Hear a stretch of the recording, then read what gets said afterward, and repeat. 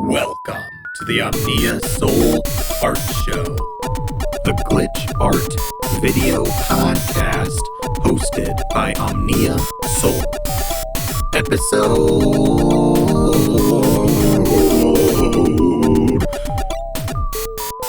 18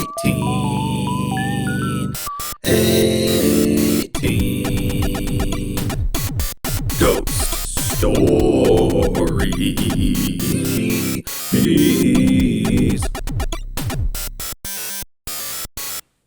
Hello, everyone. Welcome to another episode of the Omnia Sol Art Show, also known as TOSAS. I am your hostess, Omnia Sol, and we've got a great show for you tonight. We're just going to go ahead and get right on into it with What am I glitching tonight? Tonight, to go along with the theme of ghost stories, we are glitching a variety of ghost-related media with my Circuit Bender Uffy, the latest addition to the Omnia Sol Art Show. We are glitching a VHS of Ghost in the Shell, the iconic anime, we are actually using all three Circuit Benders together at one time. So we are running, on one side we've got Uffy, on the other side we've got Charlie, and we are running both of those through Sophie. And on the Charlie side, we are running a DVD of Ghostbusters as well as a DVD of the famous Daniel Klaus movie, Ghost World. And we also got a DVD of Ghost, the famous Whoopi Goldberg film with the iconic pottery scene. I don't know. I don't remember if I think the pottery scene is glitched in it. Either way, all ghost related. The theme of the episode is ghost stories. And what I wanted to talk about in the episode was real life ghost stories. Because I feel like a lot of times with fictional media, ghost stories become horror stories, and we are taught to be afraid of ghosts, or just not talk about ghosts at all, because then you're labeled, you're labeled crazy if you talk about any kind of strange interaction that you might not have. But if ghosts are real, my argument is that if ghosts are real, then ghost stories are a lot more commonplace than we think. And if you talk to enough people and ask them, hey, do you have any real ghost stories? The majority of people will have one. So I reached out on Twitter and asked, hey, if you have a real ghost story, it doesn't necessarily have to be scary, but if you have an interaction that you believe was a ghost or a spirit, and you believe that that's what that was, reach out to me and I will read them on the show. So I'm going to be sharing some ghost stories. Got a couple submissions, and I think you'll really enjoy it. So that's the theme of the episode, and that is What am I glitching tonight? Before we get into our first ghost story, I'm going to go ahead and give my reviews. So for Ghost in the Shell, obviously 5 out of 5 VHS tapes. You can't get better than Ghost in the Shell. It's a classic anime. My first interaction with this anime was at the Family Video close to my house growing up in Central Illinois, because there was a giant sticker on it that said must be 18 plus to rent. And I never knew. I guess I figured there was nudity in it, given the cover and everything, and you had to be 18 to rent. But it always kind of, as a little kid not knowing these things, that plus 18 always scared me a bit. But watching it as an adult, it's like, yeah, there's some violence and there's some nudity, but it's a cartoon. It's an anime. Either way, I'll probably end up, if nudity shows up in this, I'll probably have to edit it out. I don't remember when I was glitching if any nudity showed up, but I'll probably have to edit it out just to stay on YouTube's good side. But obviously this is not a kid's show. I cuss and whatnot. But so 5 out of 5 for Ghost in the Shell. For Ghostbusters, I was going to give it 5 out of 5, but I forgot that Woody Allen's in this movie. So it's still a good movie, but Woody Allen really destroyed the nostalgia I had associated with it. So we're going to give it 4 out of 5 DVDs. Ghost World, 5 out of 5, and Ghost. I glitched it, but I haven't seen Ghost in over a decade. But I remember seeing it on TV once and kind of liking it. So we'll go ahead and give it 5 out of 5 DVDs.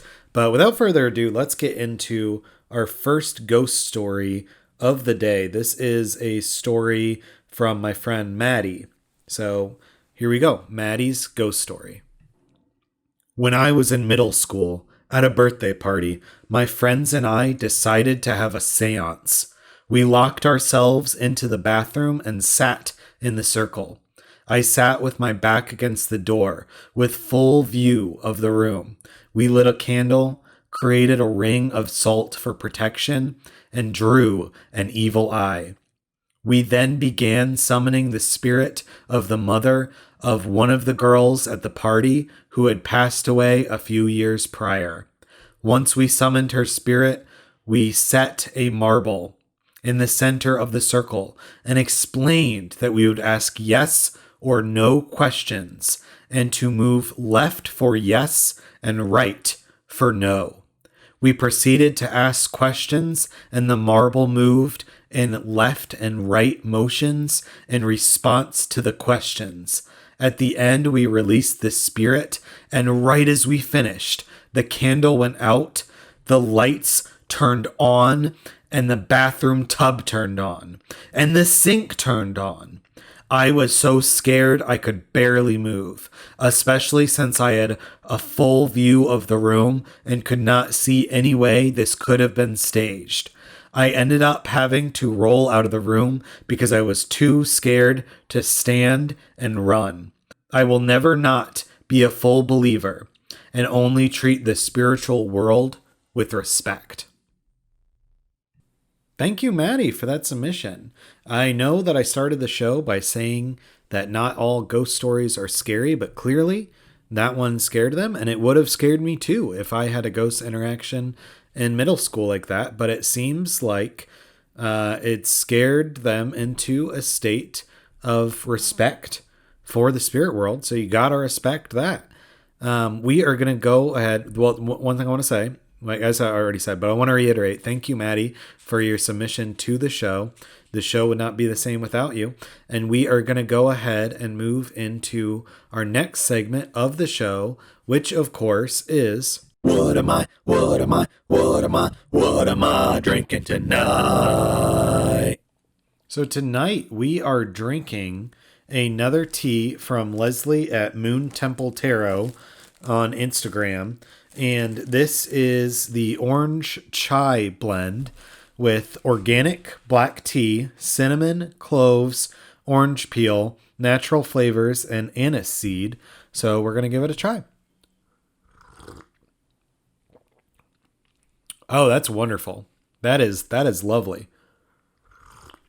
The way the clove flavor meshes with the orange, it reminds me a lot of Christmas, because my dad would always make around Christmas time a drink called wassail, which he would take oranges and then put whole cloves in them and roast them in the toaster oven, and then it was kind of like a cider drink that you would make in like a crock pot. Kind of reminds me of wassail a little bit, the way the clove flavor works with the cinnamon and the orange peel. Delicious, refreshing. You know, it's a hot tea, but it's very refreshing, and I like it a lot. So thank you, Leslie at Moon Temple Tarot. And if anyone is interested in sending me beverages, I hope to, in the coming months, set up a P.O. box. I got to figure out how that all works. So then fans of the show, if you have a beverage that you want me to try on the show for this segment, I can try it. And that has been the segment. What am I drinking tonight? We are going to go ahead and play the first song of the night. This is a song from me off of the album This Was Not a Mistake. You can find it at omniasolart.bandcamp.com. And if you listen to other podcasts and you happen to listen to Locust Radio podcast, you may recognize this song because Locust Radio uses it as the theme song they don't use it as a theme song. They use it as the kind of like end credit song part of it. So you might recognize it from that. Anyways, we're going to go ahead and play that song, and we will be back with you after the song. All right, stay tuned. 1, 2, 1, 2, 3, 4.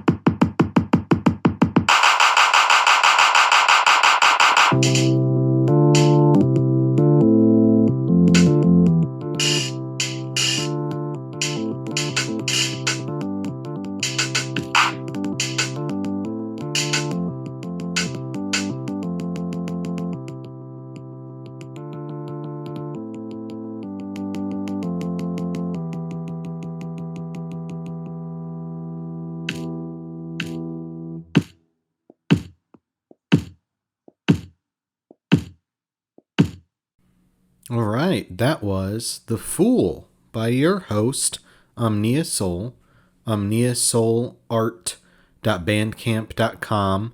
The album was This Was Not a Mistake. So if you enjoy it, go listen to the album. If you want to buy the album, you can do that.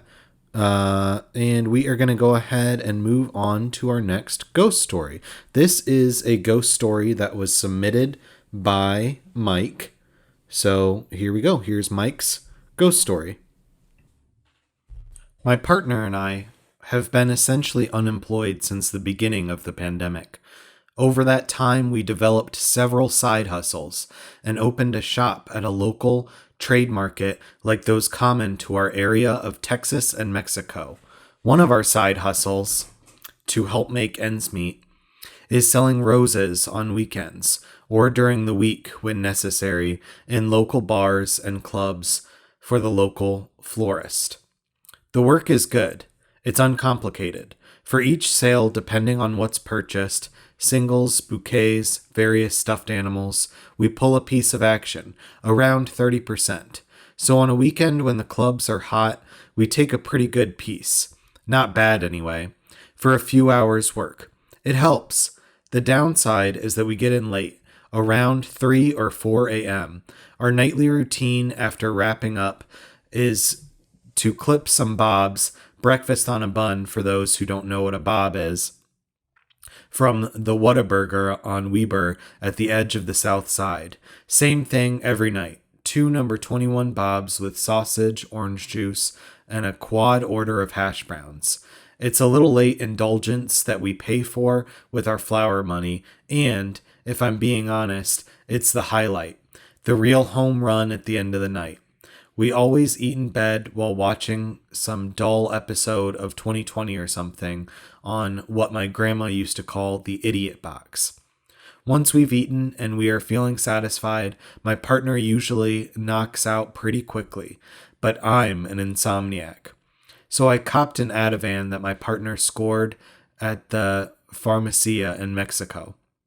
I watched TV a bit longer and apparently slipped quite suddenly into the big sleep without really being aware of it.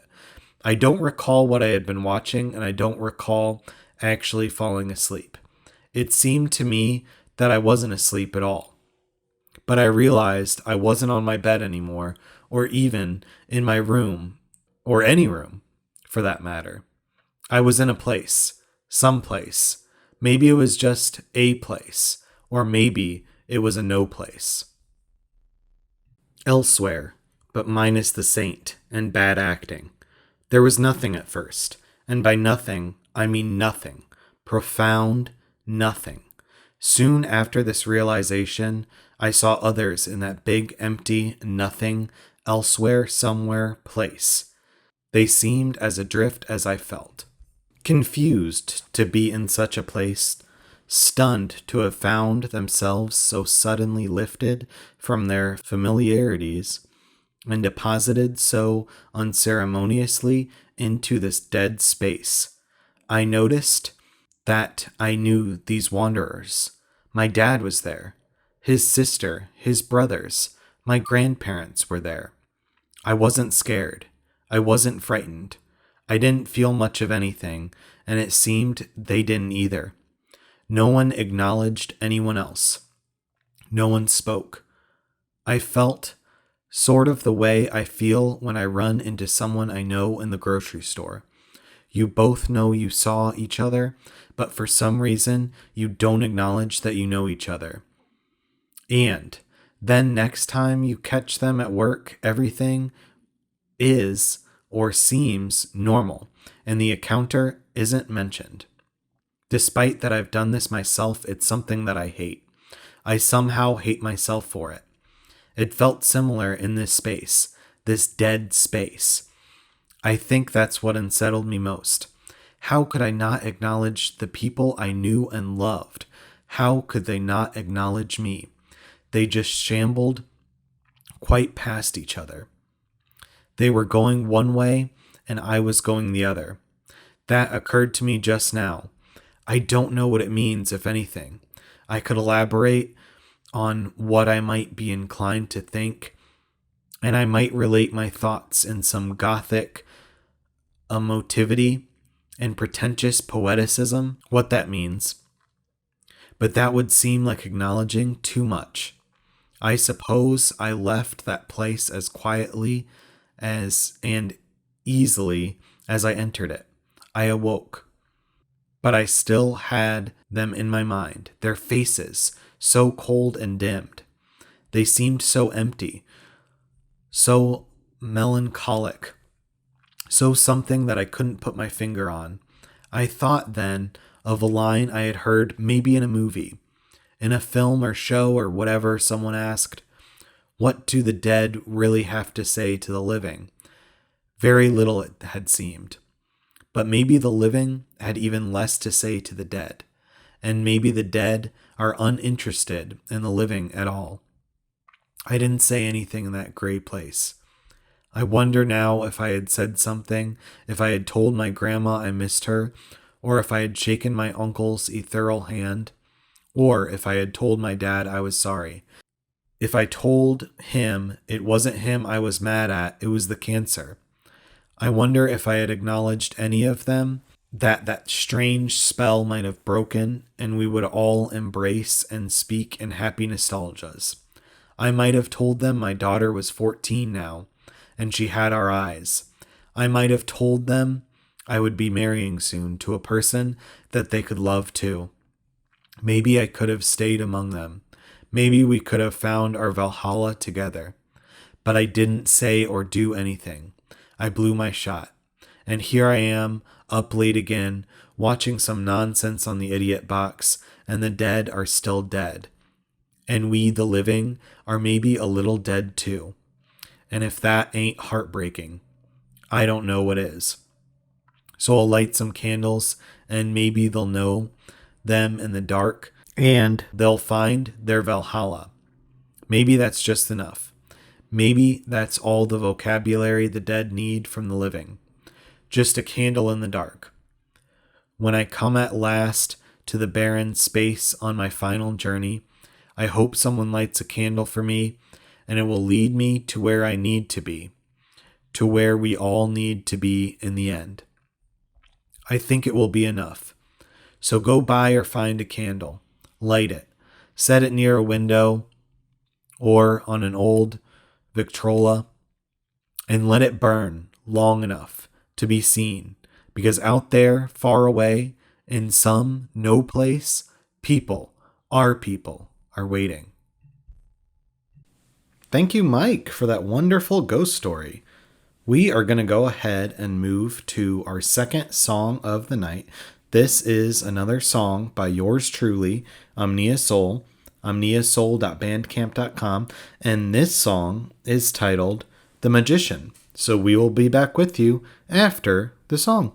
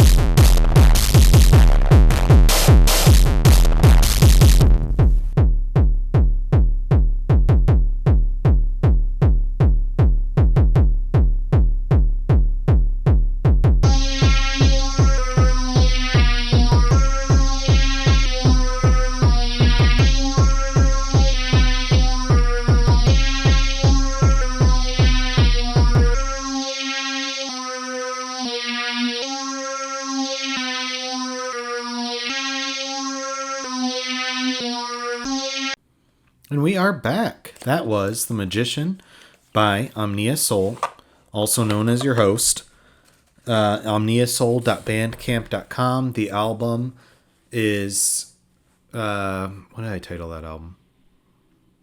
Oh, this is not a this was not I think it was This Was Not a Mistake. Let me double check on that. I think it was This Was Not a Mistake.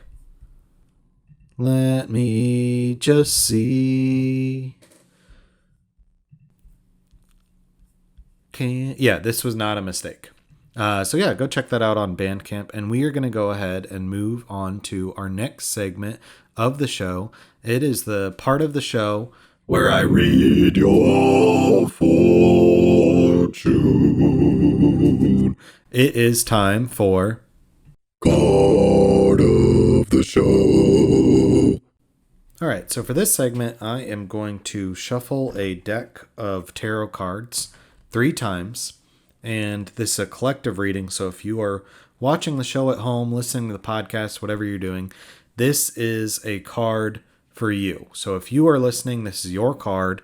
Think of the question while I'm shuffling, whatever question you have on your mind, and hopefully the tarot deck can have some good advice for you. So we're going to go ahead and do the first shuffle.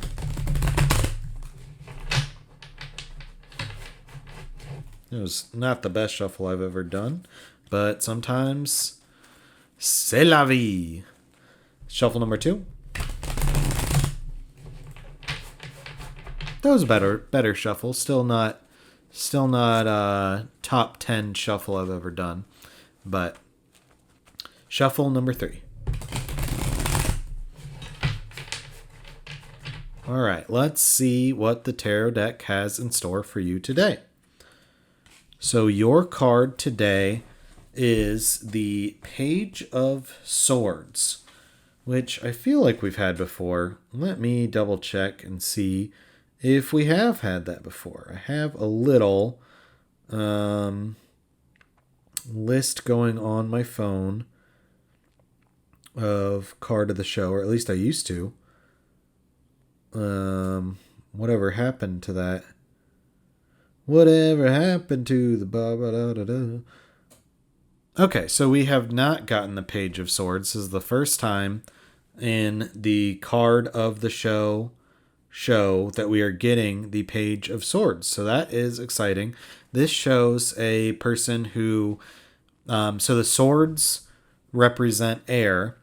This person is standing on some kind of uneven ground and like kind of holding their ground. And you can clearly see that there's like a big wind going, a big breeze, because there's trees blowing in the wind. This person's hair is blowing in the wind. The clouds are moving, but they are standing against their wind, strong with their sword.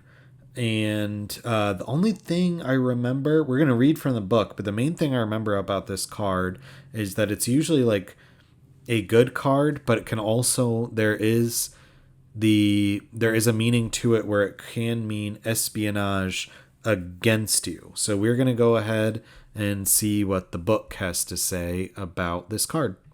Page of Swords. A young person in government service or law enforcement. A diplomat. Can also mean espionage against you. This card can describe someone keeping the peace, such as the military or the police in their protective roles. The Page of Swords may also indicate someone who is a minor government official or in a diplomatic career. This person understands how to be diplomatic. This card can also mean that messages are on their way and you need to use your diplomatic skills to deal with them. Beware of someone spying on you. The Page of Swords is also a card of dexterity and grace. The energy of the Page of Swords helps people overcome their aggressive and violent instincts with their intellect. Between his vigilance, his diplomatic skills, and his graceful dexterity, the Page of Swords can alter his own fate by standing up to anything that comes his way. All right, so hopefully that card helps you out. Hopefully it doesn't mean anything too dramatic. I know the people spying on you could be scary. The espionage against you could be scary. But what I like to keep in mind is, one, take everything with a grain of salt. Two, watch your back. Keep your friends close and your enemies closer, as they say. And the third thing I want to say is that sometimes there are little ways that you can do sympathetic magic to try to, if you get a card of the day, if you do daily readings or something, to try to do symptomatic magic to make the card manifest in a different way. Like, for instance, today I got the 10 of Swords, which if you've ever seen the 10 of Swords, it is a person who is completely just stabbed to death, laying on the ground, dead as fuck, has 10 swords sticking out of their back. And so usually that means like the worst of the worst thing has happened. It is in AA, you call that your rock bottom. Just the worst fucking, there is no coming back. You're done. Not necessarily you're dead done, but like something terrible has happened. However, when I get the 10 of Swords, I like to use sympathetic magic to take that meaning. Like, no matter what I do, there's going to be something either emotionally or physically that's going to get stabbed 10 times. So I like to take a muffin or whatever you have and some toothpicks, could be a marshmallow, a peep, whatever piece of food you have. And I take 10 toothpicks and I stab the muffin or the marshmallow, whatever it is, 10 times, 10 toothpicks in that. And that works as the kind of stand-in to protect myself. So I'm not going to be the human pincushion.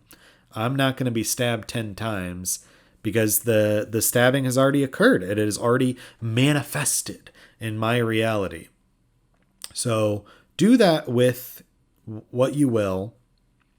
I don't know how you can apply the Page of Swords, but I'm sure you'll figure it out. If you think of a way like, hey, I think this government official is spying on you, maybe you play some sort of spy video game. Get it out of, find a way to make that manifest in your reality outside of the meaning of the cards. But it could mean all the other meanings of the cards as well. You never know.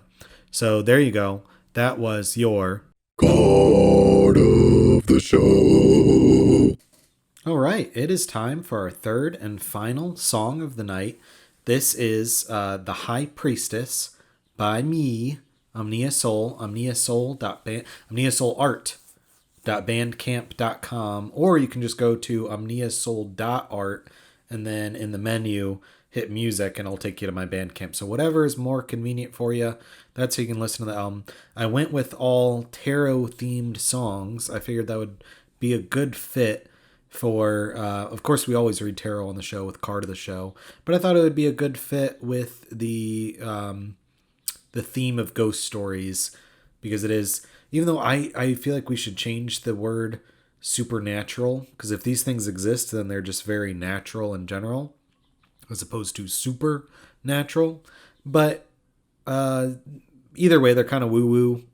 Anyways, I thought that tarot was a good match for an episode about ghost stories. That's why I went with the tarot-themed songs. And here we go. The High Priestess off the album This Was Not a Mistake. We'll be back with you after the song.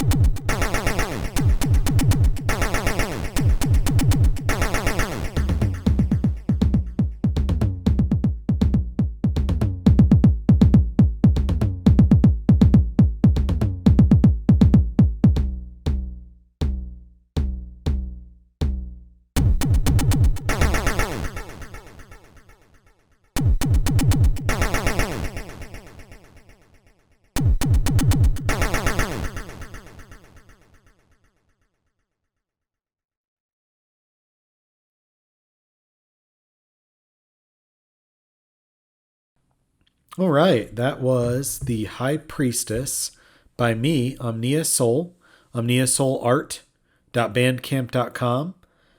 The album is This Was Not a Mistake, and we are going to go ahead and move on to our final ghost story of the night, which is actually from me. It's a ghost story from me.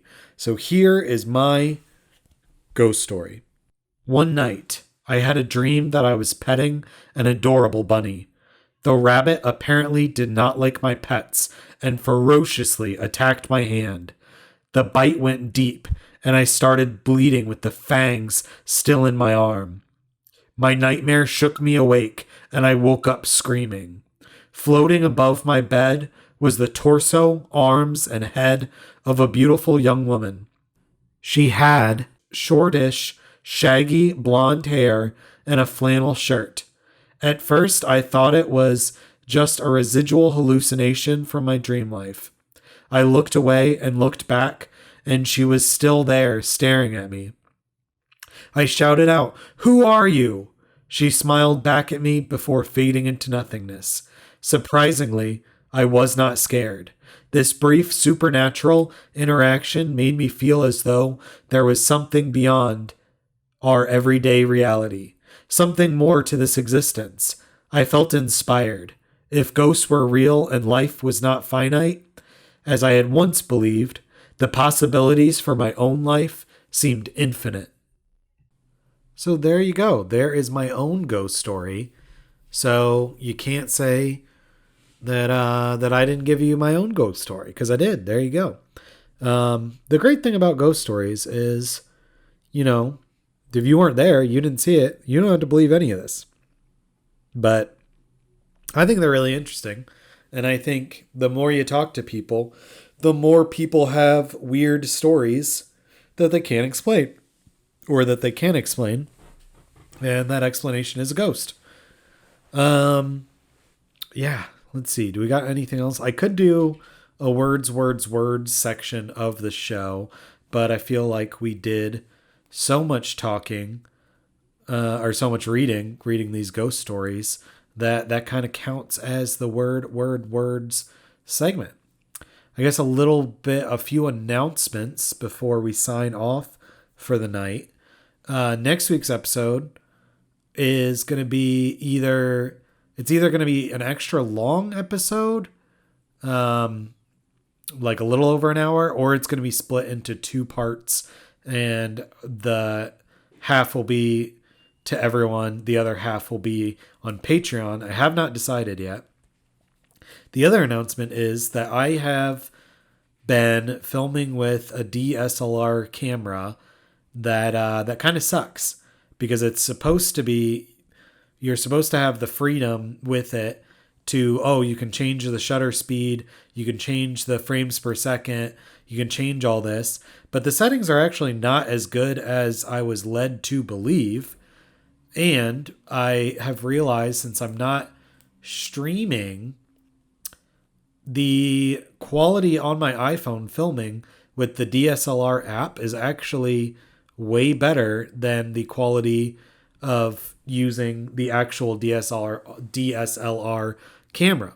So what I'm going to do is, in future episodes, I'm going to try some trial and error, see what looks better. But next week's episode, I filmed entirely on my iPhone using the DSLR app. And on that app, it's great. Like, this isn't a plug for the app, because it's like, I don't really give a shit if you buy it or not. But I bought it because I can actually change the frames per second as well as the ISO. And I can actually get it to where I need to, where I'm not getting these, because you'll notice on these episodes, there will be, whenever the screen is rolling a lot, or sometimes it'll go stuck in place, but there will be a band across the screen, like a bar across the screen, that is a different color than the rest of the colors of it. It's like a darker color. And that banding happens because the DSLR is not, I can only choose, if I do 1080p, I think it's like 30 frames per, there's something I can't change on it. No matter what setting I do, I can't get it to not do that, but I can get it to work on the DSLR. And it just, like, to me, I think it looks better. I feel like the actual DSLR, the colors are a little washed out compared to looking at the actual CRT. So I'm really excited for you all to see next week's episode, because I think it looks really good. Obviously, I think this episode looks good too. I wouldn't, if I thought it looked like complete shit, I wouldn't put it out there on the internet for everyone to see. But I just think visually, content-wise, we're just going to keep getting better and better. This is a show that just progresses upwards and will never plateau and will never be bad. It'll always be good.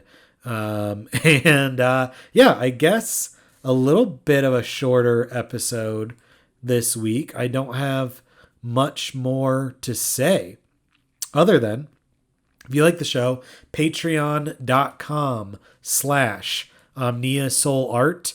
You can also find me on my Instagram at Omnia Sol Art, Twitter at Omnia Sol Art. Website is omniasol.art. YouTube, obviously, you're watching it probably on YouTube. Like and subscribe. Help me get to 100 subscribers. I'm at, like, I think 26 or something, maybe 27. I haven't checked. But I need 100 to get a custom URL. I want that custom URL. I want it so bad. Give it to me, Google. Give me that custom URL. Anyways, Yeah, like and subscribe. Also, I want to give a big shout out to Locust Review, locustreview.com, for syndicating the Omnia Sol art show, as well as Side Street TV, tv.sidestreetstudioarts.org, also syndicating the show on their Glitch Art channel. So plenty of ways to watch the show. But the biggest way to I feel like the main way to grow this show is to, if you enjoy it, tell a friend. Because everything, I mean, there's so much out there that everything I do, my small reach on social media is just going to get buried by the algorithm anyways. But, you know, I think the show's cool. If you think the show is cool too, tell a friend. And let's grow this. Let's grow this show. Let's grow the TOSAS community, the TOSAS family. Let's call it that, the TOSAS family. Or if you got a different name for TOSAS stands out there, big TOSAS heads, TOSAS freaks, whatever we want to call ourselves, people who watch the show, people who tune in every week, you know. Yeah.